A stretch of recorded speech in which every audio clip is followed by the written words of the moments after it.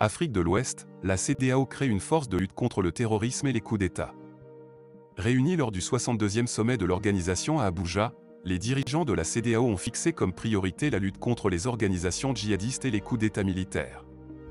Une nouvelle force régionale devrait être inaugurée à cet effet. Les dirigeants d'Afrique de l'Ouest ont décidé le 4 décembre la création d'une force régionale vouée à intervenir non seulement contre le djihadisme mais aussi en cas de coup d'État, et la région en a effectivement connu plusieurs en l'espace de 2 ans. L'annonce a été faite par Omar Touré, président de la commission de la CEDEAO, dont un sommet avait lieu à Abuja, au Nigeria.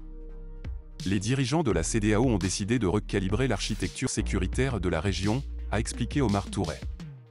De la sorte, les pays ouest-africains entendent bien prendre en main leur propre sécurité, et non plus s'en remettre à des acteurs extérieurs. Ils sont résolus à établir une force régionale qui interviendra en cas de besoin, qu'il s'agisse de sécurité, de terrorisme ou de rétablir l'ordre constitutionnel dans des États membres, toujours selon le président de la Commission. Il a précisé que des responsables militaires de la région se réuniraient durant la deuxième moitié de janvier pour discuter des modalités d'établissement de la force régionale. Les dirigeants ouest-africains ont d'ores et déjà décidé pour le financement de ne pas s'en remettre uniquement aux contributions volontaires qui ont déjà montré leurs limites. Omar Touré n'a toutefois pas donné de précision sur la nature du financement envisagé à ce stade.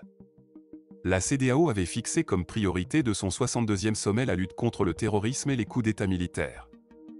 Plusieurs pays de la région sont en effet en proie à la propagation djihadiste qui, partie du nord du Mali, a gagné le centre de ce pays, mais aussi le Burkina Faso et le Niger, et s'étend vers le sud et le golfe de Guinée.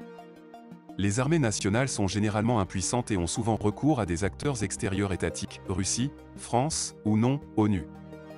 L'insécurité est un facteur primordial des coups d'État militaires qui ont secoué la région depuis 2020, dans des pays comme le Mali, le Burkina ou encore la Guinée.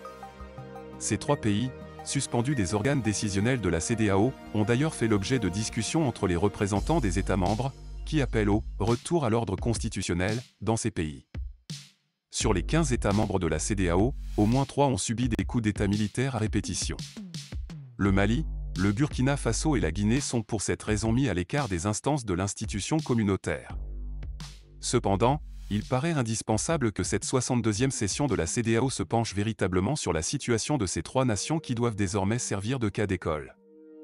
Les alliances controversées et stériles avec des puissances étrangères, les tentatives de mandat présidentiel à vie, le déficit de développement social et infrastructurel sont entre autres les causes des coups d'État militaires intervenus dans ces 3 pays.